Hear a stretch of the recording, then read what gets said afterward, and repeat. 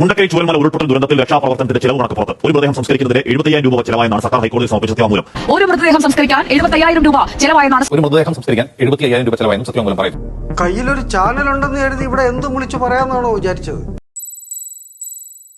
A few hours later. ഇതെല്ലാം സർക്കാർ allocate ചെയ്ത സ്പെൻഡ് ചെയ്ത് കഴിഞ്ഞ പൈസയല്ല. അത് നമ്മൾ ആദ്യം മനസ്സിലാക്കേണ്ട പ്രധാന സംഗതിയാണ്.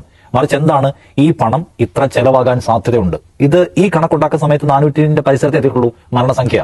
നമുക്ക് എത്ര മരണസംഖ്യ എത്തുമെന്ന് അറിയില്ല. നമ്മളൊരു പാതിയിൽ നിൽക്കെ തയ്യാറാക്കിയ റിപ്പോർട്ടാണ് ഈ റിപ്പോർട്ട്.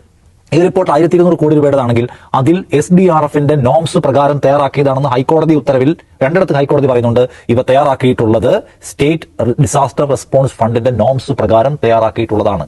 അതിൽ ആ നോംസ് പ്രകാരം ഓരോന്നിനും എത്ര രൂപ ഏതുവരെ ചെലവാക്കാം എന്നതിന് വ്യവസ്ഥയുണ്ട്. ആ വ്യവസ്ഥയെ മുൻനിർത്തിക്കൊണ്ടാണ് ഒരു മൃതദേഹം സംസ്കരിക്കാൻ, ആ മൃതദേഹത്തിന്റെ ട്രാൻസ്പോർട്ടേഷൻ, അതിന്റെ ഓട്ടോപ്സി, അതുപോലുള്ള കാര്യങ്ങളൊക്കെ ഉൾപ്പെടുത്തി ആ മൃതദേഹത്തിന്റെ സംസ്കാരം പൂർത്തിയാക്കാൻ പരമാവധി നോംസ് പ്രകാരം ക്ലെയിം ചെയ്യാൻ കഴിയുന്നത് 75,000 ആണ്. അത്രയും ക്ലെയിം ചെയ്തിരിക്കുകയാണ്. ചിലപ്പോൾ എല്ലാത്തിനും അത്രയും ചെലവായിട്ടുണ്ടാവില്ല. പക്ഷെ നമ്മൾ ക്ലെയിം ചെയ്യുന്നതിനാണ് പരമാവധി സഹായം നമുക്ക് ആവശ്യമുള്ളതുകൊണ്ടാണ്. എങ്കിലും നിങ്ങൾ നോക്കൂ, ആ നോംസ് അനുസരിച്ച് ദുരിതാശ്വാസ സഹായമായി നമുക്ക് കിട്ടാൻ സാധ്യതയുള്ളത് ഈ കണക്കിലും 200 കോടി രൂപയുള്ളൂ. ബാക്കിയെല്ലാം നമ്മുടെ നഷ്ടത്തെക്കുറിച്ച് നമ്മൾ വിലാപം പറയുകയാണ്. കിട്ടാൻ പോകുന്ന 200 കോടി ഉള്ളൂ, അത് കിട്ടിയാൽ മതിയോ? കേന്ദ്ര സർക്കാർ ഒരു വീടിന് എത്ര രൂപ തരുമെന്നാണ് ദിവ്യ വിചാരിക്കുന്നത്? 1,31,000 രൂപയെ തരൂ. പൂർണ്ണമായും തകർന്ന ഒരു വീടിന് എത്ര 1,30,000 കൊണ്ട് നമുക്ക് വീട് വയ്ക്കാൻ പറ്റും?